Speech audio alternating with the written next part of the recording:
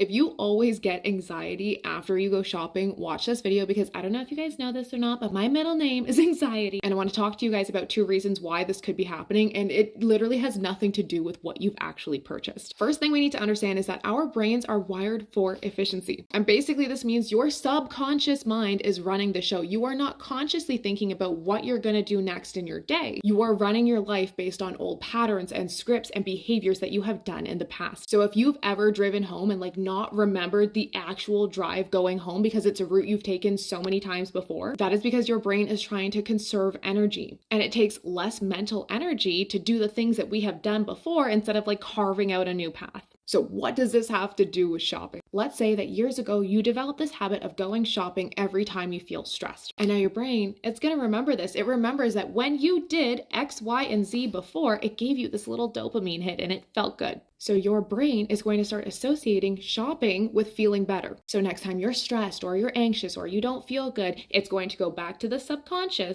back to what it knows, and repeat the pattern because it's the easiest thing for your brain to do. And your brain likes easy. Okay, but here's the problem. Maybe you consciously decided that that's not the person you want to be anymore, that you want to start saving more, you want to start investing, you want to be responsible with your money. But your subconscious is still on the same old track. And that means your goals from your conscious mind are misaligned with the actions that you're taking. When your actions don't meet your aspirations, it creates this cognitive dissonance where there's this internal tug of war between what you want to do and what you are doing. And this conflict can trigger feelings of anxiety and guilt and regret. So it's not about what you bought. It's about realizing that you're stuck in a pattern that's not aligned with the person you want to be. And the second reason I see this happen is because of something called a scarcity mindset. And this is when your brain becomes hyper-focused on what you don't have instead of what you do. And the kicker is this is usually developed in childhood. When we grow up watching our parents struggle with money or stress about money or fight about money, we start to develop this internal belief that there's not enough and there's never going to be enough. And this can create this internal feeling of lack as an adult, even when you do have enough money. So if you find that you are making good money and you are buying things maybe that you even actually need, I'm buying toothpaste. Why am I feeling like this? I need toothpaste. It's because you are constantly worried that the money will run out, that you are not safe, and that you need to save and hoard every dollar. Your mind will start to race. You'll be thinking, well, what if I can't pay for something important later? What we need to understand about this is that our brain is actually trying to protect us because it is wired for survival, not happiness. So let's talk about what you can start to do to overcome these.